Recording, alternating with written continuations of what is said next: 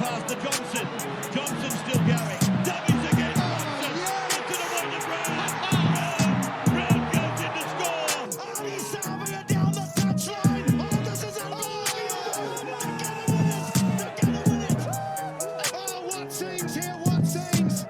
LeBron James, a shot at history. LeBron stands alone. The NBA's all-time scoring record now belongs to LeBron James. All right, Chucker and Neutral and River Up, STS back in the mixer for another week. Reminiscing on a great weekend of sport. Huge results for our national sporting teams too. The Kiwis, of course, Pacific champions. How good is that? The All Blacks getting a close dub up against Scotland. We've had the Silver Ferns righting some wrongs. The Black Caps have been going good with Rimu in hand. We had the AFC beating the Phoenix in the Kiwi Derby. Plus, outside of New Zealand, you got your NBA, your NFL. We've got some UFC 322 this weekend too. So the world of sport continues to march on deep into November, and we are here to chew the fat on all of the latest happenings across all of the sports. Before we get into that, TAB podcast offer this week. The code is Grand Slam, all one word. So Grand Slam, chuck that in your TAB app, and then place a winning team and margin bet on the All Blacks versus England game this weekend. And if your bet loses, you'll get up to $20 back as bonus cash, limit of one per customer. So say, for example, you chuck in the code Grand Slam,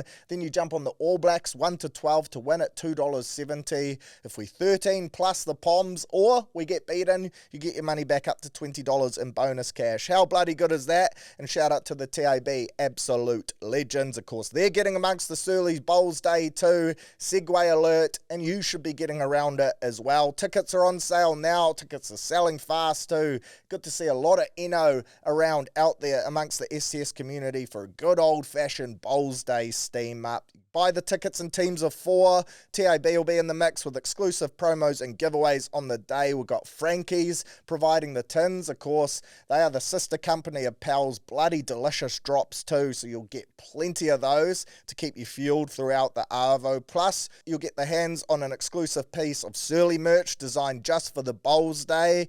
DJs, bowls, bets, banter, free Darren Throffiers. What more could you want? Going to be a doozy of an afternoon. Mount Eden Bowls Club, one of the best venues going around in Auckland, I reckon. Extremely underrated, so hopefully the weather turns it on and we will send it.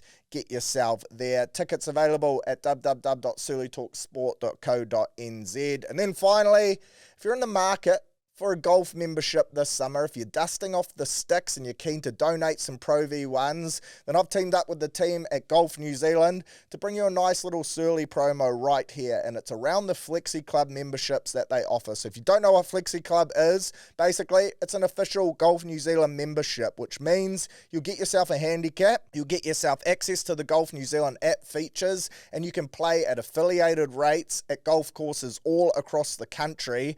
But you don't have to fork out the pricier amount for a membership at a single club. You don't have the long-term commitments of other memberships as well. If you're not ready to sign up at your local, then this is a great way to just sign up to Flexi Club and play your way. You can rock up at any course around the country or get affiliated rates, and you can just have yourself a swing and a good time with your mates. So this is elite stuff right here, and the best part of it is the price tag, only $120 a year, or you can pay monthly. So it really is a bit of a low entry point for us summer battlers that really just pick, look, we don't want to slog there out on the courses in the wet, in the winter when it's nice and muddy. We're social golfers. We want to get out there with our mates, have a couple tins, and enjoy those beautiful courses that New Zealand has to offer. So head to golfnewzealand.co.nz/flexiclub. I'll put the link in the episode description on Spotify, Apple, and YouTube as well, so that you can find it easily. But head along to the website, then chuck in the code SURLY30 at checkout, and I'll get you $30 off too. Don't say I don't do anything for you. How good is that? So sign up, and get yourself out there this summer. There's some beautiful courses. Look, I'm out there at Muriwai, Huapai, all my locals just tearing up the fairways, more likely actually tearing up the roughs and looking in the bushes and the sand for my ball, but you get my drift. Shout out to Flexi Club and Golf New Zealand. Take advantage of this. It's a bloody good game. Golf really is popular at the moment too, and you don't want to be that one mate where you rock up at golf days, like the next Surly Golf Day coming soon, announcement on that shortly. But you don't want to rock up to those or to your mate's stag do, steam ups, or even just a 4-ball with your friends and be that one shit mate who can barely hit the ball. So sign yourself up, make the most of that code Surly30. You won't regret it. But without further ado, plenty of sport to get amongst. So let's rip the band-aid off and dive right into it. Rugby league, shit, it's come to an end for the year. How disappointing is that? How sad at the same time? Fuck, do the players deserve a break, man. She's a long and grueling season, so much so that teams are already back at pre-season. Even some of the big dogs are back now. And on that too, welcome to the club, welcome to New Zealand. Morgan Gannon, young lad from Leeds, did his first session with the Warriors earlier this week, Tuesday I think it was. And I'm excited to see this guy play. Only 21 years old. He's already played 70 plus Super League games for Leeds though. He's a really good player, young gun with so much potential. He's already first grade quality in my opinion. But yeah, if you don't know much about him, he's got a strong work ethic. He runs hard lines, has ball playing ability, and he defends well too. In terms of player comparisons, I've heard a bit of a more skillful and skinnier Morgan Smithies. I think if you mix that type of energy and aggression in with a Kurt Capewell and his work rate and skill set and his versatility, then that kind of is where I'm at the moment with a Morgan Gannon. I certainly think he'll be in the mixer to crack the 17 come round one. He'd be handy off the bench. Second rower, can cover centre too. Of course, we're pretty stacked in that position. We've got a lot of second row talent, but I do expect us to play Marata off the bench through the middle next year. So that does open up a spot there for Morgan Gannon, the human cannon, or should I say the English cannon? Should we go that? Morgan Gannon, the UK cannon, to come into our team. So really keen to see some footage around him, how he goes in the pre-season, how he adapts to life in New Zealand and in the NRL. I'm keen to see what he can do for the mighty One New Zealand Warriors in 2026, which is a great segue because the NRL draw came out early doors on your Wednesday morning, or actually just week one, I should say. I believe the full draw either comes out late Thursday Arvo, this Arvo, or tomorrow Friday, so looking forward to that. Always love the content that comes out from teams around the draw and just scanning the eye through the matchups. Key dates for me, I believe Magic Round May 15th to 17th in that window. So book your tickets, book your ACOM early. Things get Steve pricey around that time because demand goes through the roof, but honestly, it is rugby league heaven. It's a pilgrimage that all league fans need to make. I rate it higher than Vegas. It is literally just non-stop footy in the pubs, in the stadiums, on the streets. Caxton Street, Caxton Bar just goes off. The Lord Alfred, where the Warriors always do our fan events. It is just crazy. And as a Warriors fan, man, you just get the appreciation of how crazy our fans are. It truly is elite. The other game I'm looking out for, of course, that Anzac Clash in Wellington and the Christchurch game too. Rumours as well, Napier pre-season against the Melbourne Storm. Not 100% confirmed, but I guess we will find out very shortly. But week one of the NRL draw has come out and it's exciting times for footy fans. Already we have something to talk about for next season, which is bloody good stuff. The yarn, the narrative continues, and of course the season kicks off first weekend of March, Sunday the 1st of March in Las Vegas, with the Doggies taking on the Dragons and the Knights with Dylan Brown, probably golden boot winner, at the helm up against the Cowboys, who will be desperate to right bloody poor wrongs this year. There's actually some desperate teams heading across, to be fair. And then on Thursday, Melbourne Storm up against the Parramatta Eels, a Jonah Pezzett revenge game. That'll be a good watch. Also, Rolls versus Bellamy. Of course, Rolls spent so much of his time in that Melbourne system, so I like that matchup too. Mitchy Moses up against Hughes and Munster. That should be a good game. And then Friday night footy, and I reckon this is the most stacked Friday night we've ever had to kick off the comp. Could be hyperbole, but I actually reckon the NRL have gone through and they've predicted the prelims for this year, and they've chucked both those games back-to-back on your Friday night. It's almost like a Friday night finals footy preview.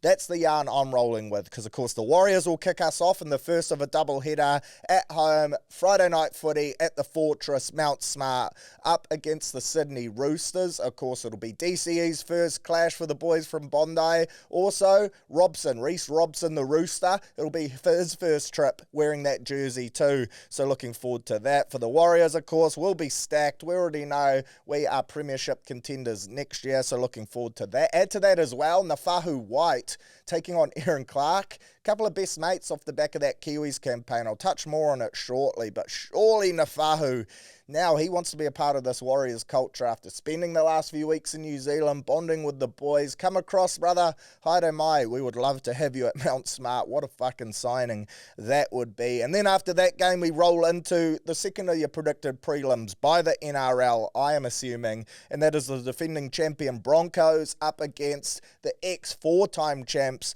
in the Penrith Panthers. That should be a massive matchup right there. Then on your Super Saturday, you go the Sharks versus the Titans. Bit of a poo slinger, but I expect the Titans to be much improved. New coaching regime, and they picked up a couple of players as well. And then Manly, they will take on the Raiders. Fogarty game. That'll be an interesting watch. Before, of course, rolling into Sunday. Just the one game. Bunnies up against the Dolphins.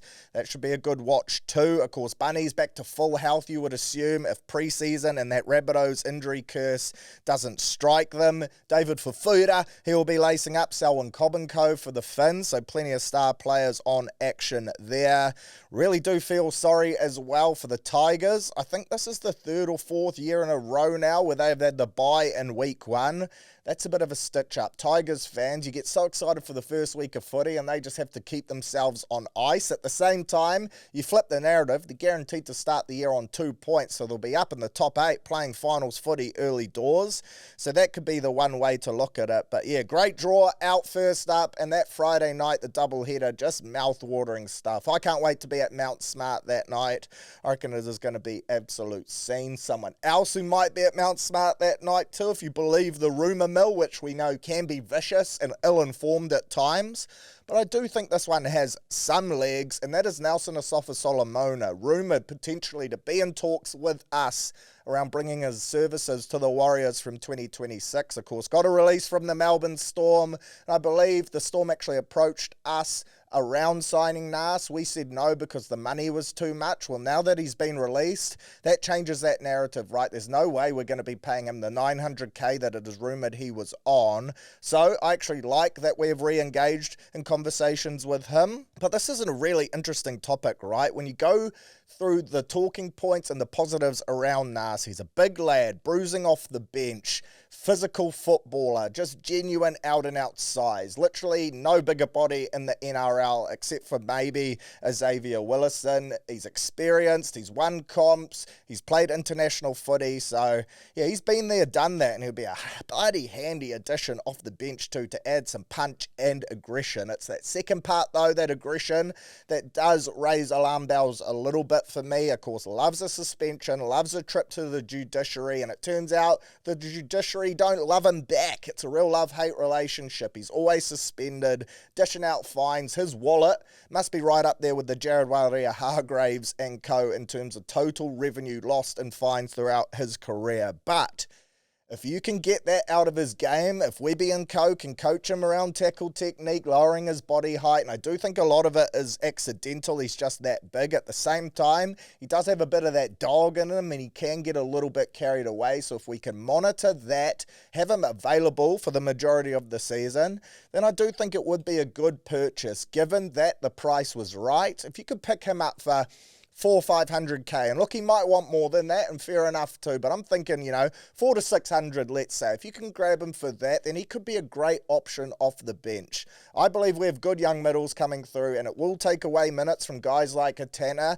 you would think. Dimitrik, he's probably locked onto that bench role, but yeah, look, for the right price, I don't want us to throw the complete checkbook at him, but if we can make it work at an amount that works for us, then I can see upside in it for sure. When I first heard about this, I wasn't so sold, but the more you think about it, and if you can factor in those things that we would need to go our way, if they can come off, like his discipline being sorted and the amount of money on offer, then I think it could be a good option for sure. I believe Parramatta are also keen, and he has a really good relationship with Rolls from his Storm days. And then, of course, the Saudi Rebel League, R360. I believe they're chucking some coin at him too. So it could just come down to what he prioritises, whether he wants to come back home, of course, born in Wally, born and raised in Wally. So maybe that's pulling on his heartstrings. Home, play for Parramatta for probably a bit more coin than what we're offering, or just take the fuck off money on offer in the Saudi rugby.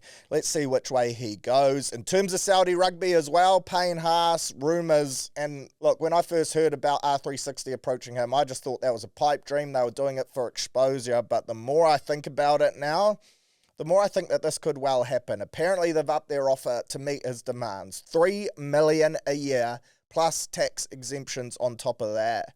It would be so hard to say no to, and you factor in his personal life, his family life as well, basically providing for all of his family, his younger brothers and sisters, parents, uncles, the works. Then yeah, I don't think you can walk away when that type of money is on offer. The NRL have since come out and said that the 10-year ban would apply to him, but they would want him to play next year's NRL season and next year's Rugby League World Cup. Then he would be banned. To me, that is just crazy, man. Not the old, we want one of the biggest players in our game to still play so we can leverage it, market it, and not lose him to the game straight away. Then we will ban him off the back of that. I have no doubt in my mind they will not ban him. They came out and said that any player or manager even talking, negotiating with R360 would be banned on the spot. Well, straight away, they're not doing that because he's already talking to them. So I reckon they would let him back in after a couple years. What I think is going to happen, Payne will go to R360. He will bank $3 million a year for a couple seasons. Then he will waltz right back into the NRL and literally pick up where he left off. I think they'll let him straight back in because they will want that exposure, having a generational talent, one of the greatest ever forwards to play the game, back in Rugby League God's game. It's just going to be really interesting to see how it all plays out. But yeah, the more that this progresses and the more the story develops, the more I've kind of convinced myself that there is a world Payne Haas won't be in the NRL in 2027, which is pretty crazy stuff. But on to the games from the weekend. Of course, Pac Champs, the main one, we will cover that final. Just an unreal game. 36 points to 14 it finished to the Kiwis in what was a real game of two halves. The Kiwis scoring 30 unanswered points post-Oranges to get the dub. But man, did Samoa have me rattled. Edge of seat, especially after that first half. And basically it started from before the opening whistle even blew. The passion on display from both teams in the anthems and the war cries was unreal. Samoa in particular, you had Luai and Bizza crying during the anthem. Their war cry, geez, the passion in that. To'o up front, giving it the big ones. Fuck me, did that have the hairs standing up on the body for sure. Their fans were vocal again too. I think they dominated at least, 95% of Combank Stadium. Great to hear. Singing hymns, chants, the works, Chahuan. It was just a great atmosphere. And it really was a great representation of Pacifica community and just the Pac Champs in general, which has been an unreal tournament this year. Their side responded too by scoring first in the game through Brian To'o. I thought they butchered a couple opportunities prior to that as well. And then they scored again straight after. Length of the field intercept from Simi Sasagi, my balls. A pretty opportunistic play, but man, what a year he has had, man. Not really a household name prior to this season, but for the Raiders, he's had to play multiple roles, whether it be second row, centre, and I think he even started in 6 in the final series once Strange got ruled out of that finals game. But yeah, what a player he has turned into be, and what a find for Samoa. Great intercept for him, and I was getting pretty bloody nervous at this point. Luckily, though, Big Nafahu White crossed 3 minutes later, and shit was he unreal in this game as well. Listen to his stats from the last 2 games in the Pac Champs. So in this one, he played 46 minutes for 203 run meters, 75 PCMs, 7 tackle breaks, and a try. Against Tonga 2 weeks ago, 55 minutes, 192 run meters, 79 PCMs, and 7 tackle breaks. Across the whole competition, 161 minutes, 528 run meters, 219 post-contact meters, 18 tackle breaks, and a try. That is just insane. And him and Aaron Clark, their combo off the bench, that proved crucial in winning this Pac Champs. They're literally the perfect 1-2 punch to bring on after someone like a Fisher Harris and a Moses Leota. The Bash brothers have dented up some rigs in the middle. Then you roll on the faster foot speed, but still big bodies. And I think Aaron Clark and the Fahu's games complement each other perfectly as well. Not to mention Joe Tapine and Xavier Willison. Our whole pack was outstanding. Second rowers included too. But man, you can just tell Aaron Clark and the Fahu White, they have a pretty cool vibe and bond between them at the moment. And the anthems and the haka on the sideline after a teammate scores or after one of them scores a try, they're so into it, man. Slapping the Kiwis badge on their chest at any chance they get. Aaron Clark scored a try as well, set up White for his one. You can just tell they've got a bit of a bond going on, and hopefully Aaron can leverage that to get Nafahu to mount smart in a few years' time. I believe he's locked until the end of 2028, maybe even the end of 2029 for the Roosters, but still only 23 years old. Man, what a talent he is. Sky's the limit for him, and he is literally, if he's not already, he's going to turn into one of the best middles in the game over the next few seasons. What a get for the Roosters. Samoa, they were pretty unlucky right before halftime. I thought Dean Mariner, that disallowed try, pretty harsh, man. Held up by his own hand, and personally, I hate that rule. You have to think at least part of the ball touched the dirt during that try-scoring motion, and if not, you shouldn't be able to be held up by your own hand. That's the hand holding the ball. I reckon that rule needs to be looked at 100%. That move he put on Chance was deadly too, just left him in the dust. But yeah, Samoa ended up kicking a penalty to take it to 14-6 at halftime, but I thought that was a tough call.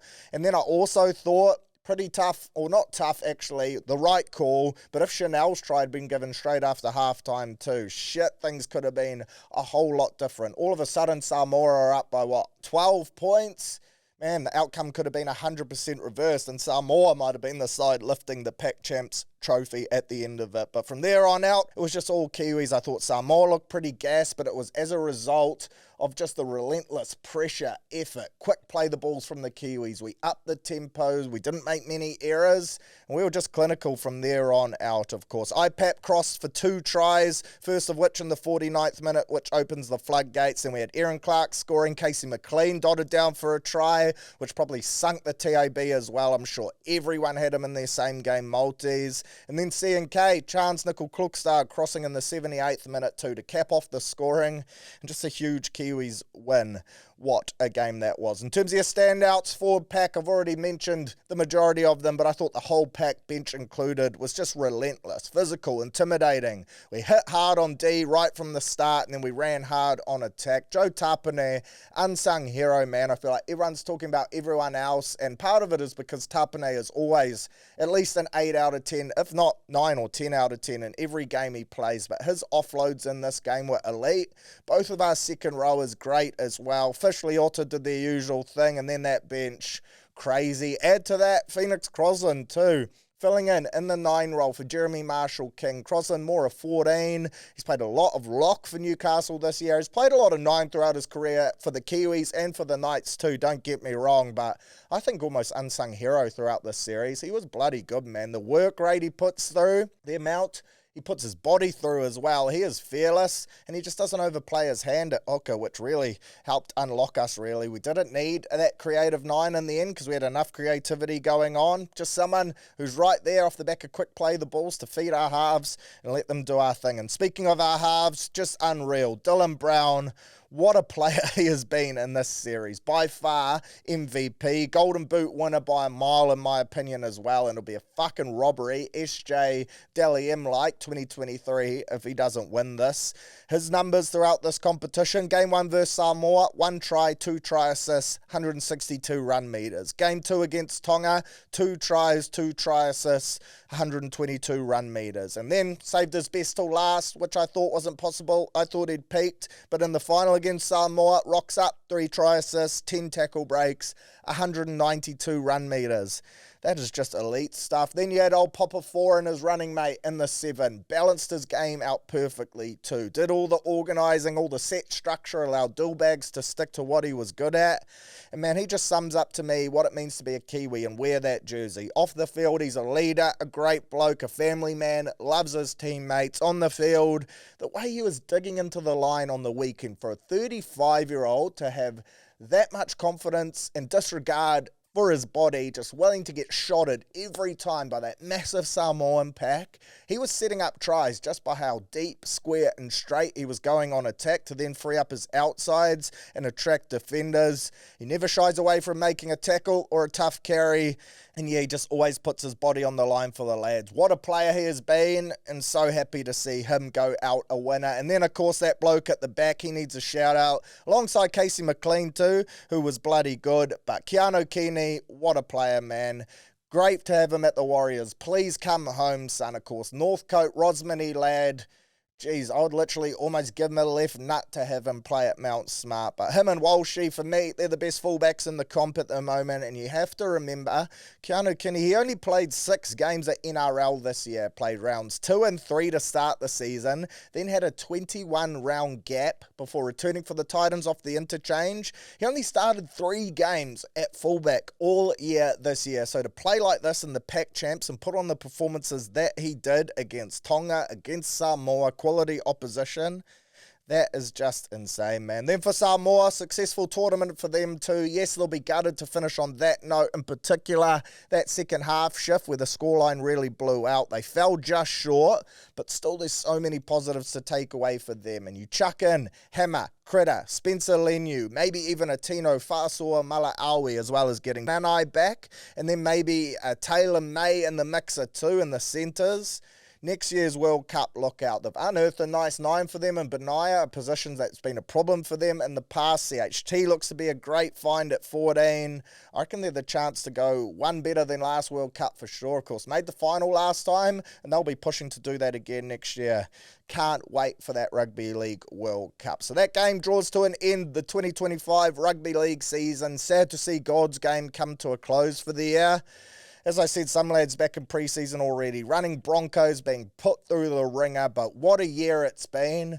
And I'm not sure if it's recency bias, but that has to be right up there with one of the greatest seasons of footy we have ever witnessed yet. When you think about it, right, NRL season started in Vegas for us Warriors fans, then it ended with one of the great final series and finals runs by the Broncos we've seen in NRL history. All started by the superstar fullback drinking toilet water and then just going on a superhuman run, man. What a season. Dished up some close games, upsets, the wooden spoon favourites, getting the minor premiership and then going out in straight sets in the finals. The yarns, the narrative around this year have just been crazy. And then you roll into that, the Pac Champs, where the fandom, the footy, it was just off the charts. I reckon this has to be right up there with one of the best seasons we've ever witnessed, and I have a feeling things won't slow down in 2026. So enjoy the off-season, a bit of a chance to reboot, recoup. No doubt there'll still be plenty of talking points to come in the next few weeks. As players look to lock in contracts, November 1, of course, that is gone. So lots of people negotiating deals at the moment, and I'm sure there'll be some scandals as well. Footy lads, off-season, recipe for disaster, so there'll always be some chat around that. But shout out to God's game. She continues to deliver. It really is just the best game on planet Earth at the moment. How bloody good. Rugby Union, straight into an All Blacks review. Well done to the lads for getting the win. 25 points to 17 up against a spirited Scotland side. Do have to say, Murrayfield, what a venue, man. That is on the bucket list of games to attend 100%. Their anthem, without anyone singing it, just the lone bagpiper on the roof. That is bloody powerful stuff. It's one of the best anthems around in sport as well. All Blacks shot out the gates. Great first 40. Really exciting brand of footy we played compared to the week before against Ireland when it was a bore fest. Second half, We made things interesting, that's for sure. The group chat was lighting up, but in the end, good enough to just hold on. Of course, our scoring started when Joshy Lord played some eyes-up footy, picked up the ball from the side of the ruck, and away he went in what was a great run to set up our boy Cammy Roigard for the first try of the game. I thought the All Blacks overall played a really exciting brand of footy in the first 40 minutes. We were moving the ball to edges, using our pack as well nicely. Our gain line runners just crashing into contact and then freeing up our edges to show some razzle-dazzle. It was more the second half where things got a little prickly. 17-0 at Oranges. I was really surprised at that scoreline, and I thought we were going to kick on and put them away for sure. Scotland, though, to their credit, they never folded, and geez, 3 yellow cards certainly helps them, but when they went on that 17-point scoring streak, I thought we were going to lose to Scotland at Murrayfield. I thought this was the time where it finally did happen. But full credit to the lads. We managed to regroup. And you have to say the injection of Damian McKenzie, that literally saved us, won us the game. What a player he is off the bench. And whenever you talk about bench, that word comes up, right? Impact. And that is 100% what D-Mac provides. What a 10-minute period from him. It started with that 50-22. Then he scores himself a try that he had no right in scoring as well. Then he clutches a penalty kick too to ice the game. Man, that try, like he just swatted that defender, then bet another defender, goes over in the corner. That Scottish defender actually probably helped him stay in the field of play and score that try too. But man, pound for pound, he's so strong, he's fearless, and he's just so talented. The energy he brings off the bench is unmatched, and this was a massive performance from him. I do have to say too, that Roigard cover tackle literally saved us. Scotland was scoring for all money in the corner, and that could have been the moment which flipped the game on its head. It could have been really hard to come back from that, so well done to Roids. Our scramble D on the goal line, exceptional. We held up Scotland on multiple occasions, and that probably won us the game as well. It looked like they were scoring tries for all money, but we just refused to let them dot down. Discipline continues to be an issue for us. Yellow cards, I thought all of them were pretty warranted. The one I do hate the most, though, of course, has to be that one for the intentional knockdown when on an intercept. I just hate that rule. And other codes, it's just a knock-on, a scrum play on. I don't mind if it's a penalty, to be fair, but I think a yellow card, especially in certain instances where it does look like the player is making a fairly genuine attempt. Like, if it's palms facing down, you're just whacking it down, then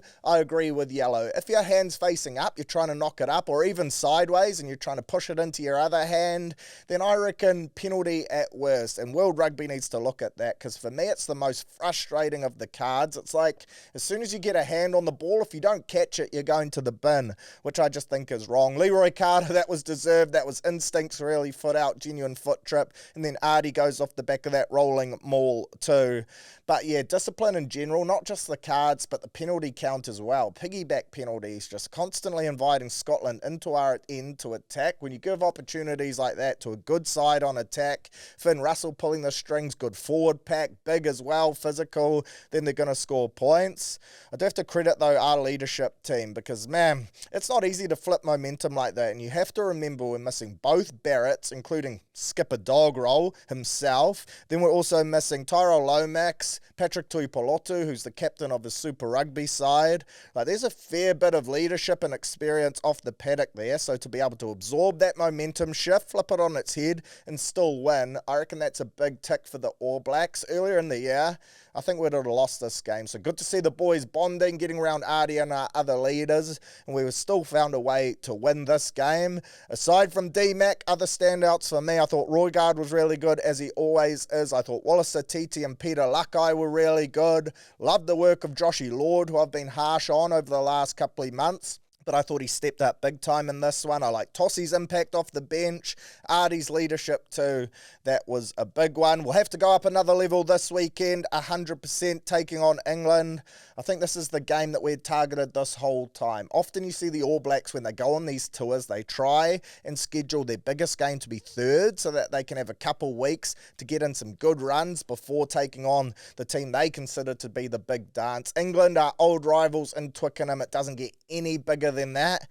And I think this one is going to be a lip licker. You can tell by the way England are going to play too that they are going to play a more kicking style game. They've gone with George Ford at 10 rather than with the young buck and Finn Smith. So that certainly indicates the intentions that they want to play with. Aerial assault, going up in threes, drop goals in option 2. Big forward pack, rolling maul, set piece, Mario Itoje, Earl, Cunningham South, Curry, all these guys just ripping in for the full 80 minutes. They got impact off the bench in those last 2 names I mentioned as well. So, yeah, this is going to be a genuine test match. In terms of the team for the All Blacks, I'm excited to see it. I don't expect many changes. I am excited around the 3 new faces coming in, though. Really sad to see Samoa Finau and Luke Jacobson head home. Jacobson head knock in that All Blacks 15 game against England A on the weekend, so he's called it a day for the year. And then Samoa Finau, family illness, so really hope everything is okay for the Finau family. But in comes Christian Leo-Willie, who I think was pretty hard done by not to make the squad originally, although Lakai certainly warranted his selection. Then we've got Josh Berry coming in at lock, and then Caleb Tangito coming in as well. Of course, Caleb Clark out for this week, so they've gone Caleb for Caleb, which makes sense. Don't have to buy new name badges right there, but I would love to see him get a debut next weekend against Wales. Scored a couple of tries on the weekend too. He is well and truly an All Black in the making. He's ready to go now, I reckon. Superstar. Devastating on an edge. Quick.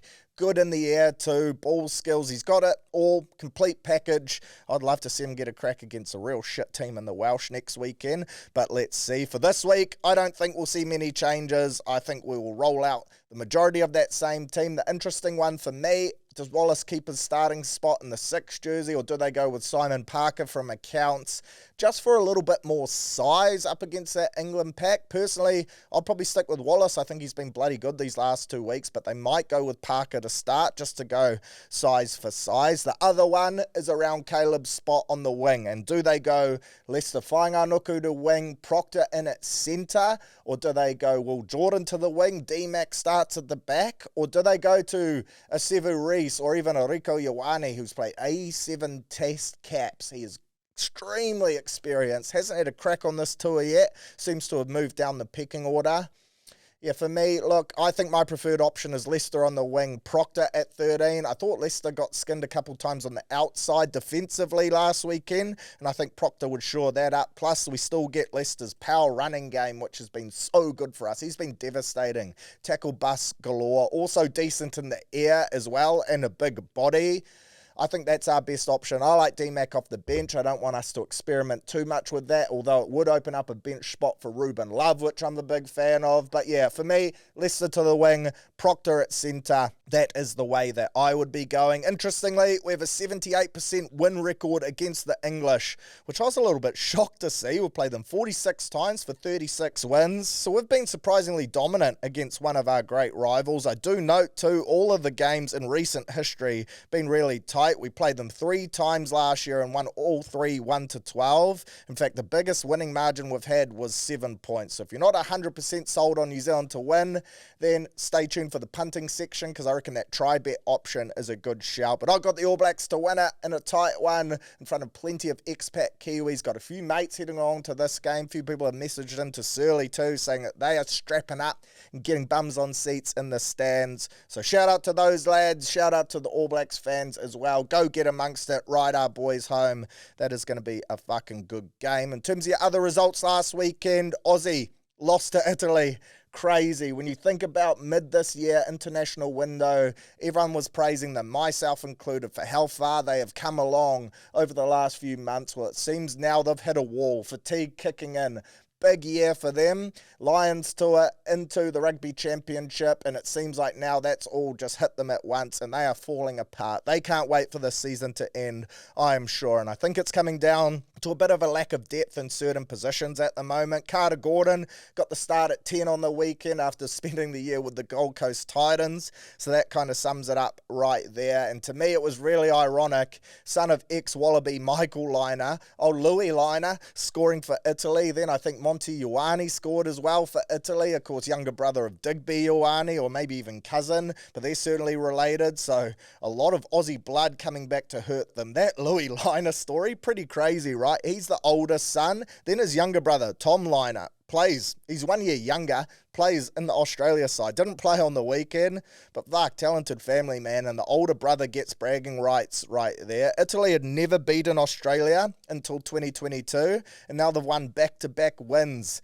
against our mates from across the ditch. So Wallabies will be looking to bounce back and beat Ireland this weekend and try to get their first win on this end-of-year tour. Going 0 from 4 for them would be a disastrous way to end what has been a pretty positive year. And then South Africa, they beat France 32 points to 17. It was Khaleesi's 100th test. They were down to 14 men right before halftime. That shot from Lou De Jager was crazy. Shoulder to the head, no real attempt to wrap, so he got a genuine red, not the 20-minute version. But they are by far and away the best side in the world at the moment. That didn't rattle them. They just dominated this French team, and they'll take on Italy this weekend, where I think they will put on a cricket score. Last rugby story before we head into your punting chat. Hoskins Sotutu, this rumour has been floating around for a long time now that he will be heading across to the UK, while the Daily Telegraph, they are reporting Saracens front runners to get his signature. Newcastle also interested, as well as Gloucester, I think it was. But yeah, look, this has been in the works for a while now. Ever since he's been left out of these All Blacks squads, this has always been the chat. I believe he's eligible for both England and Fiji at the end of this year too. Last time he played for the All Blacks, end of year tour 2022, ironically against England off the bench. So that would be his 3-year window done and dusted once the All Blacks head back home. I'm keen for this to happen personally. I think he is an unreal talent that deserves to be playing international footy. I would prefer he plays for Fiji, 100%, but if he does go to England, that adds even more spice to these games in the coming years. He will be out to prove a point 100%. So go and get that money, Big Hoss. You deserve to be playing on the game's biggest stages. He's just fallen out, really, with the old coaching regime and can't get a look back in the current one. We're stacked for loose forwards, to be fair, but yeah, talented bloke, skills of doom, flick passes, kicking game, the works. He does it all, as well as great in line-out, set piece, and around the paddock. Has been knocked in the past for being a bit lazy, but great player, especially for the Blues. I think it was this year's Super Rugby Pacific Player of the Year too. So if that doesn't say enough, or last year's at least anyway, might have got the years confused right there. But man, exceptional talent that should be playing international code and should be lacing up at the 2027 World Cup. So go well, Hoss. Pick Fiji over England so I can still support you. Otherwise, if you go to the English, I won't be rooting for you, but I'll certainly be watching you try and run amok against your old team 100%. All right, punting chat and weekly wrap all bundled up and wrapped into one. We'll kick off with the All Blacks taking on England. Of course, All Blacks $1.67 favourites. England $2.15. Rolled out some stats before, but odds suggest that we are absolutely on here. This is the big one, man. Can't wait for this one on your Sunday morning. The line has been set at 2.5, so the bookies are expecting it to be close. Your best back winning team on margin, All Blacks 1-12, $2.70. Love that. In terms of what I'm thinking here, I like the All Blacks head-to-head at $1.67. I do think this game is going to go right down to the wire. England, to me, as I mentioned before, they present our biggest threat on this tour. They have from day one. They've got a really strong forward pack, good aerial kicking game with George Ford at 10. They've got some strike too, and they're going to be up for this game at Twickenham. So I like us to win head-to-head at $1.67. I like us to win 1-12 as well at $2.70. Interesting things to factor in. As I said, that try bet, either team under 7.5, $2.50 for a little more value. That could be the way to go just to get yourself some insurance. And I also like first scoring play in the game, England penalty at $2.50. England have scored the first points in their last 5 straight games, and I reckon Ford at 10, they've signalled their intent. They're willing to go up in threes. They'll be taking the points, pointing at the sticks every opportunity they get, and I don't think this game will be any different. So $2.50 right there, something to ride home early doors in this game live. Always adds a nice little feature for me. In terms of your try scorers, Cammy Roygaard, 5 tries in his 6 tests so far this year. Scored first last week. We've been on him almost every week. He's been saluting for us, so why deviate away from Royds? Let's get around him. I also like Wallace Satiti as well. I reckon he could dot in here in what is going to be a big game for him. He's been in great form the last couple of weeks. Scored 2 weeks ago in that game against Ireland, of course. Went close a couple times on the weekend. I just love his support lines, and if he's starting at 6, which I assume he will be, then he is a bloody good shout. Leroy Carter, I've been riding him home the last few weeks, and it appears I've done a number on him because he hasn't crossed. So I'm going to jump off.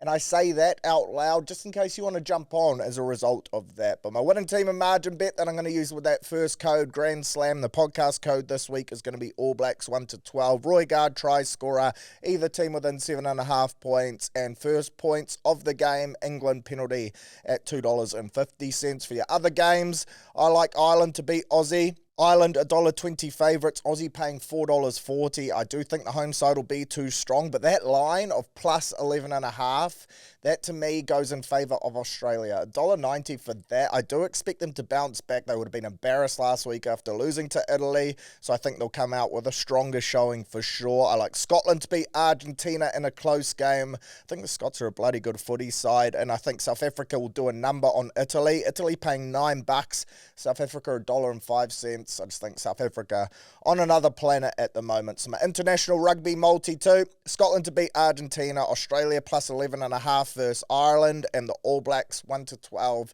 That gets you $8.46. NBA, Nico Harrison, fired, gone. The Mavericks GM. Of course, the bloke who pulled off the craziest trade in NBA history, and not for good reasons for the Mavericks. Traded away Luka, basically one of the best players ever and one of the best players in the game right now. Insane stuff. Well, he has the potential to be one of the best players ever anyway, and geez, that trade, shit as it aged poorly. It was mental at the time, it looks horrific now, and it appears that it's cost him his job, and fair enough too. This has been rumoured for a very long time, but it sounds like the Mavs have finally pulled the trigger. They're coming second to last in the West at the moment. They got the worst offense to start a season in NBA history, and yes, they got no point guard at the moment with Kyrie Irving out, so you can excuse some of that, but still, Cooper Flag in the mix. I was so excited about that draft pick. Of course, I got AD. They should be decent, but yeah, this is just going from bad to worse for them. Then you look across at the Lakers, the team he sent Luka to, fourth in the West at the moment. Luka, he's averaging 37.1 points, 9.1 assists, 9.4 rebounds, just under 4 threes, and 1.7 steals a game off 37 minutes in average playing time. That right there is MVP numbers, and I still can't believe this trade went through, to be perfectly honest. And I don't know if Harrison thought it was legit a good deal. There's a lot of conspiracy theories going around about how the NBA made this one happen, but I just think this was a massive mistake from him, and shit, does it look bad. And now he's gone, and I'm sure Mavericks fans are pretty happy about that. In terms of your games today, your Thursday slate, shitter, there's some barnstormers, so if you're listening to this early Thursday morning, then you've got some real opportunities on the Carmichael punt to hopefully get yourself some nice returns. I like the Knicks to beat the Magic. They host them at Madison Square Garden, and I think they will be too good. Magic, one of those underperforming teams for me. I was so excited when they grabbed Desmond Bain to go alongside Paolo Banchero and Franz Wagner, but shit, it hasn't worked so far, so I like the Knicks there. Bulls versus Pistons. Who would have thought this would be 1 versus 6 in the East? Crazy. Pistons on a 7-game winning streak to sit number 1 at the moment on top of the East. That is crazy. I think they've only lost 2 games so far this year of their 11, so well done to them. Cade Cunningham going great guns. Up the piss, baby. They are tracking well, and I back them to get the win. Warriors versus Spurs. That'll be a goodie. I'm going to back in Wembanyama. De'Aaron Fox back now too, so I think they will get the dub there. Cavs versus Heat. I like the Cavs, but don't write off the Heat. They're a bloody good side. They've been punchy so far this year. No real superstars. Bam's playing some good basketball. Tyler Hero's still out though, but they're running this kind of hybrid offense, which is really bringing out the best in their assets. And that guy, Jaime Jaquez, fuck, is he going off this year? He's been a nice little waiver wire fantasy pickup for my team personally, so hopefully he puts up good numbers again today. Nuggets versus Clippers. I like the Nuggets to get a big win there. And then the huge game for me, Lakers versus Thunder. Really looking forward to this one. Surprised the Lakers paying $3.10 on the road in OKC. Fucking hard place to go against the best team in the NBA. But $3.10, yes, there's still no LeBron, shout out to him, training with the Lakers G League side at the moment. Imagine that. You're basically a part-time basketballer. You're a plumber, an electrician, whatever they do in LA. It's probably a little bit more glamorous, to be fair.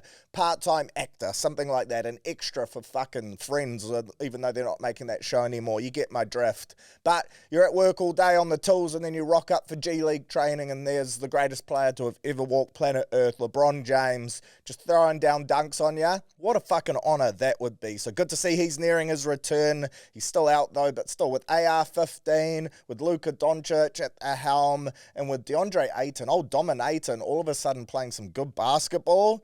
They're $3.10. Look, I'm daring to dream. I'm going to ride them home on an alternative line to at least make it close and push OKC, but that is going to be a bloody good game. Jumping across to the NFL, Patriots, I like them to win tomorrow against the Jets and do so easily. Get on their running back for a couple TDs. I like the Bills to beat the Buccaneers in what should be a good game. I think the Texans will pump the Titans easily on your Monday morning. I like the Browns to, unfortunately, my team, the Browns, go down to the Ravens. Now Lamar's back. They are cooking again. The Falcons, I think they'll beat Carolina. And then I'm going double upset alert. And this is where your ears should prick up because there's a bit of value to be had here. I'm going Denver at home to beat Kansas City, paying $2.65. And then in the game of the week on Monday, Arvo, Eagles versus Detroit. I'm going to take the upset. I'm going to take the away team. I'm going to get around Detroit, the home of Eminem. Why not? $2. Get around them. Colts continuing to be the team to beat. I think they got the bye this week after playing in Belgium last week or something like that. Berlin, maybe. Started with a B, I'm pretty sure. But they picked up Sauce Gardner at that trade deadline. And now they look like they've got an unreal team. So shout out to them. Even teams like the Seahawks and that, just going really well. Sitting atop of their conferences. Pretty crazy NFL season so far. Some of the big dogs lingering around the middle of the table. Still in playoff contention for sure. But not quite up the end of the ladder that we're used to seeing them in. So should make for an exciting run home, all building towards that Super Bowl in February, where I believe we'll be running it back at full time too. If you came to last year's event, you know how fucking good it was. This year she's going to be even bigger, so make sure you book in that day off at work early doors. A-League, Week 5, AFC versus Brisbane Roar. Of course, shout out to the AFC. 9 men towards the end of that game, still went down to Welling, got the dub. Up yours to the Phoenix. 2-1, a great result for the lads. We're humming now. And this weekend we take on the Brisbane Roar. AFC $1.67, Brisbane Roar $5. We're clear favourites. We deserve to be, so we will get the win. You best believe that. And I'm just going to keep running this correct score bet of 2-0 to AFC at $7 until that hits. Basically at $10 a week. Look, I've got 7 weeks in order to break back even. So if we get up this week, then I'll be $20 in profit, and that would be huge. If not, I'll run it back again next week, so on and so forth. It's a bit like my Aaron Clark bet that I was running in the NRL this year. Finally cashed for me on the weekend, but overall I was down. Tough titties right there, but up the AFC, we believe in them. Black Caps tonight, Game 5, favourites, series wrapped up. Worst we can do is draw. I think we win. Dazza Mitch, son of John, leading run scorer for us tonight. Get around him. And then UFC, of course, 3-2-2 this weekend. Busy couple days at Madison Square Garden. Basketball today, then they roll out into some biffs. Bring out the Octagon there on Sunday. Can't wait for that. Jack Della Maddalena, Aussie lad, and Zach Friend, of course, up against Islam Makhachev. UFC welterweight title fight on the line. Basically, this is Jack's first title defense 6 months after winning the belt, and he's going to put it up against the former lightweight champion Islam Makhachev, who is probably one of, if not the scariest bloke in the UFC at the moment. I'd have to say he's pound for pound the best fighter in the UFC at the moment. Of course, moving up a weight class as well. This is going to be fucking interesting. Arguably the best lightweight in UFC history too. And man, he is just confident. His self-belief is through the roof. He's just chiseled. Looks like he's an incredible athlete. So strong on the ground too. And we've just seen him win time and time again. I believe he's on a 15-fight win streak at the moment. So he's decided to move up to the 170-pound ranks. And this is going to be really interesting to see how he goes as well. I think if he wins this fight, then he will equal Anderson Silva's record for most consecutive victories in UFC history, which is pretty fucking crazy. But standing in his way is a fucking tough cunt from Perth, Love this bloke, Jack Della Maddalena. That fight last time out to win the strap, that was insane, man. Look for all odds, for all money up against Bilal Muhammad that he was gone. But then one of the great speeches from his corner basically just told him to pull his foot out his ass, go out there and start swinging, and that's exactly what he did. Got his hand raised, won the strap, and I'm really looking forward to this fight. It's a bit of the unknown, to be fair, not only because Islam's going upper class, but because these two styles, they're pretty contrasting, man. Jack, he's had 18 fights. He's won 12 of them by knockout, 4 of them by decision and only 2 on the ground, whereas Islam, he's had 27 fights, majority of wins on the ground. So yeah, this is going to be quite a different matchup. Islam 34, Jack 29, and he's got a 3 centimeter reach advantage too, so he will be looking to stand and bang. Islam the opposite. He's going to want to take it to the deck. Islam goes in $1.38 favourite. Fair enough too. Bookies really high on him, as are all the experts, but shit. Jack Della Maddalena at $3.10, let alone the knockout odds right there. But I'm going to jump on board our mate, JDM. Anzac Spirit, baby. We went to war in the trenches with the Aussies, so now we need to do it on our TAB app. Get around him. Get up Aussie Jack. Hopefully he can get the win. I just don't want to see Islam be the double champ, to be fair. But hey, it is what it is, and if that's the way he goes, then you certainly can't deny this bloke's ability. So still plenty of sport to have a Carmichael punt on this weekend. Go well. Green ticks on bet slips are always the goal, and I wish you nothing but success on the TAB. As always, gamble responsibly, R18, and only bet within your means. Right, that's us for another edition of Surly Talk Sports. As always, cheers for your ears. Don't forget to use the TAB code Grand Slam, winning team and margin bet in that All Blacks up against England game. Don't forget as well, get your Surly Bowls Day tickets, team of 4, TAB in the mixer, Frankie's on the tins, giveaways, all that good stuff, DJs. December 6th, Mount Eden Bowls Club, going to be a hissing day. And also, if you're in the market for a golf membership, Flexi Club, that's the place to go. Get along, use my code as well. It's just for that cheeky little discount, $30 off, no complaints right there. Thank me later. See you out on the course, donating some Pro V1s and triple putting. How good. Otherwise, catch you back here, same time, same place next week, where we'll just chew the fat and talk some more sport. You can't beat it. Hopefully some winning bets to reminisce on too, and a famous All Blacks win. Big fizz. Catch you next Thursday.